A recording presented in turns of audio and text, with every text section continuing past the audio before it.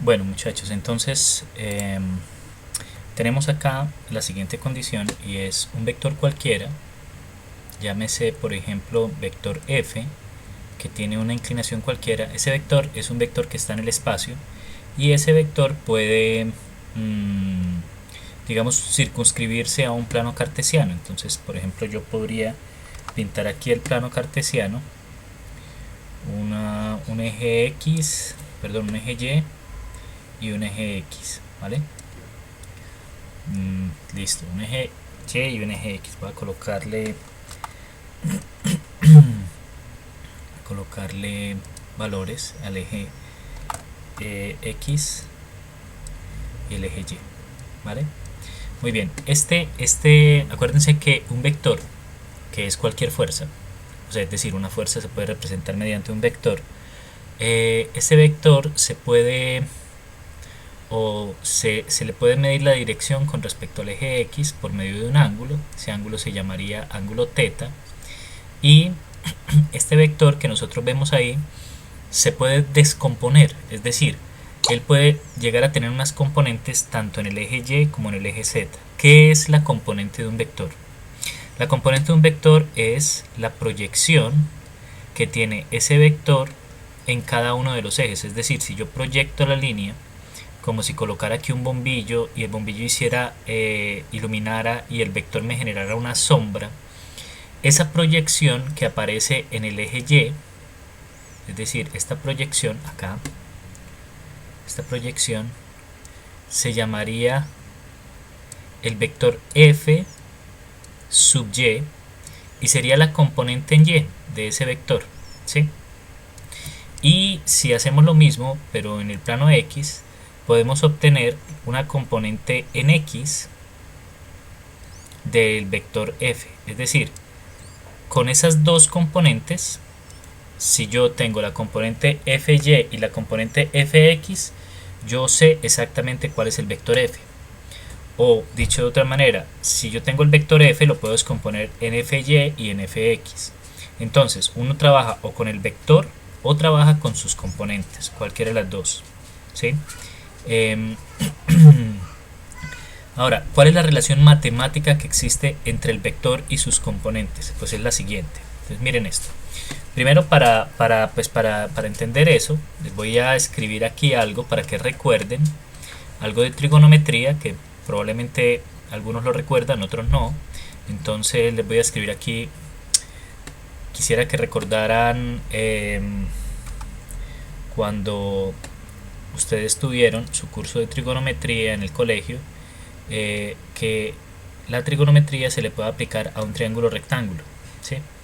Si ese triángulo rectángulo, es decir, si tiene aquí 90 grados, si es rectángulo, yo podría pensar que este ángulo de acá, que lo voy a llamar θ, aquí a este cateto de acá lo voy a llamar el cateto opuesto y a este de acá lo voy a llamar el cateto adyacente, ¿vale?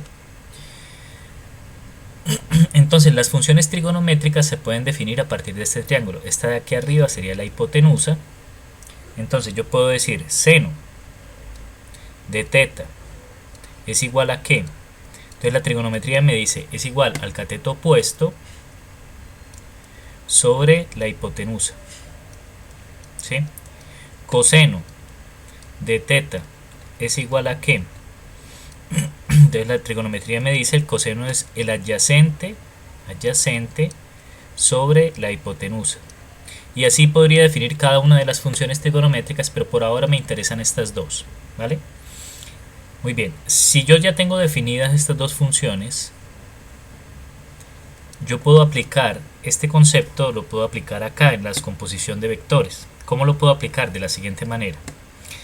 Fíjense ustedes que acá lo que se me forma con el vector, con esta línea de acá y con esta línea de acá, lo que se me forma es un triángulo rectángulo que tiene un ángulo θ. Entonces yo puedo aplicar estos conceptos. Fíjense que la hipotenusa acá es f, o sea el vector. El adyacente es fx y el opuesto, pues esta línea es igual que esta, pues entonces es fy, ¿sí? Entonces, basado en eso, yo puedo hacer la misma definición del seno y el coseno. Entonces, aquí, ¿qué es seno?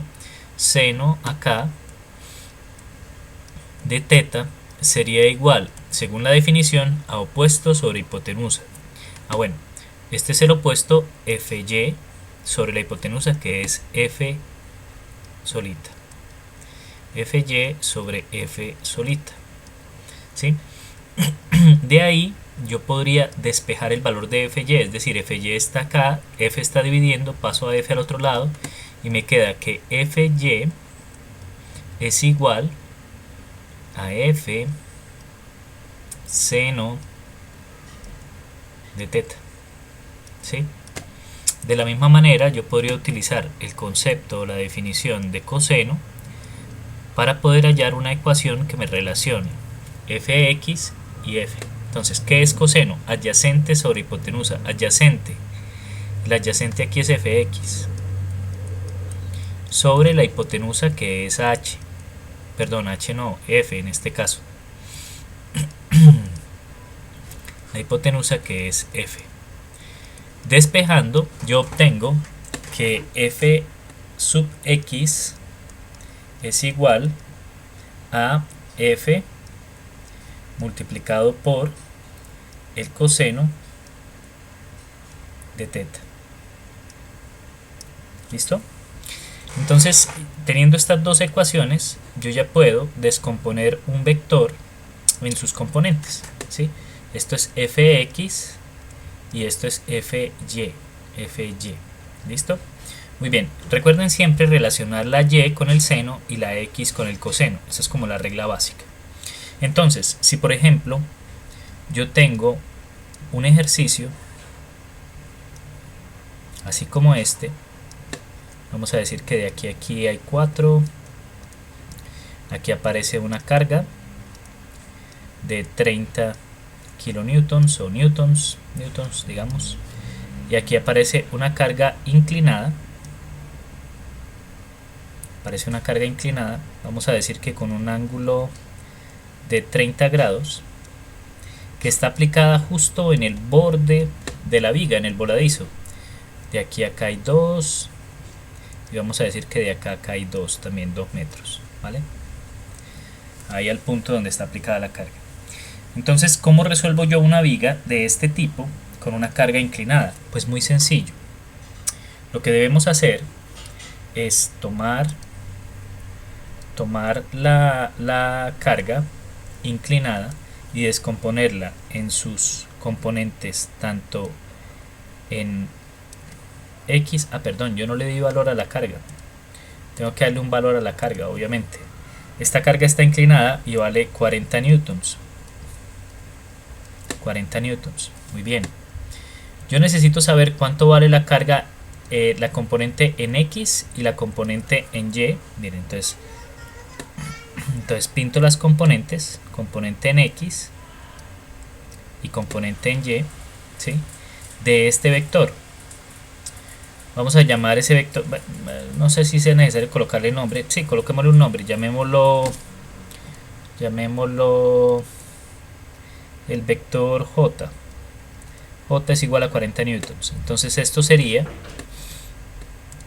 la carga inclinada se descompone y su carga horizontal sería jx y la carga vertical sería jy, ¿sí? Jy. ¿Listo? Entonces vamos a calcular jx y jy. ¿Cómo? Con estas fórmulas, ¿sí? Entonces, si yo quiero calcular jx, sería igual, según esta fórmula, pues x siempre va relacionado con el coseno, sería igual a j multiplicado por el coseno de teta. Eso poniéndolo en términos numéricos sería jx igual a j, pero ¿cuánto vale j? Vale 40. Coseno de teta, pero ¿cuánto es el coseno de teta? Es el coseno de 30 grados. ¿Sí? Entonces jx sería igual, el coseno de 30, si no estoy mal, es 0.86. Voy a verificar con la calculadora. Coseno de 30, a ver, coseno de 30, 0.86, efectivamente 0.86 multiplicado por, entonces multiplicado por 40 me da 34.6, es decir, aquí me queda 40 multiplicado por 0.86. ¿De dónde sale ese valor de 0.86? De introducir en la calculadora coseno de 30, ¿sí?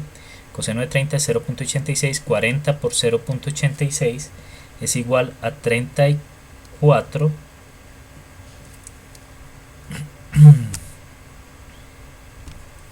es igual a 34.6. 34.6. Muy bien, listo. Ya tengo el valor de Jx. Ahora tengo que calcular el valor de Jy de la misma manera. Entonces Jy, vengo acá y digo Jy es igual a J seno de teta. Entonces Jy sería igual entonces a J, que es 40, por el seno de teta, que en este caso es 0.5. ¿Sí? 40 por el seno de 30, que es 0.5. Bueno, coloquemos seno de 30 para no confundirnos. Hagamos todos los pasos. Seno de 30. Y entonces Jy sería igual a 40 por el seno de 30, que es 0.5, y 40 por 0.5 me da un valor,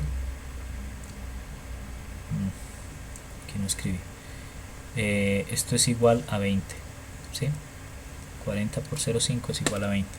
Entonces ya tenemos que Jx y Jy, Jx vale 34.6 y Jy vale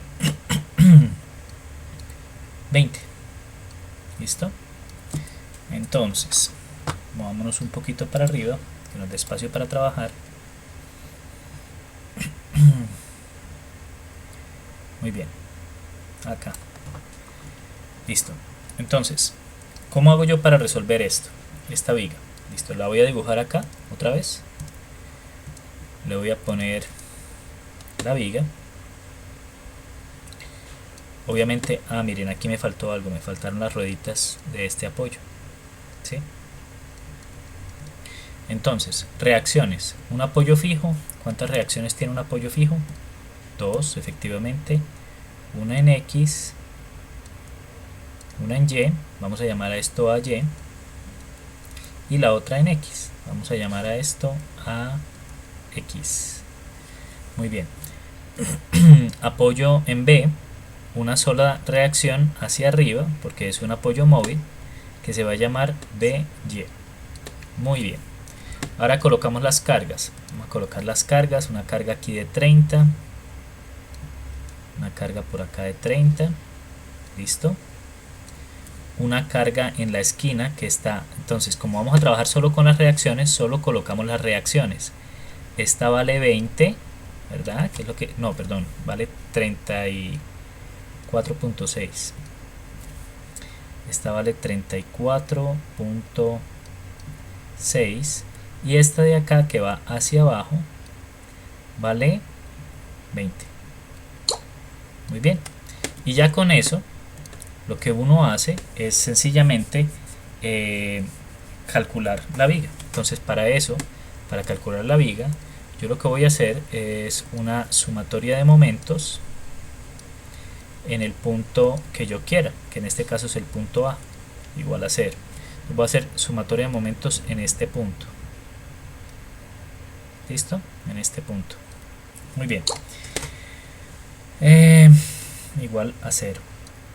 Entonces, a X a Y no me causa momento, 30 sí me causa momento. Sistema de convención de signos, positivo así, negativo así.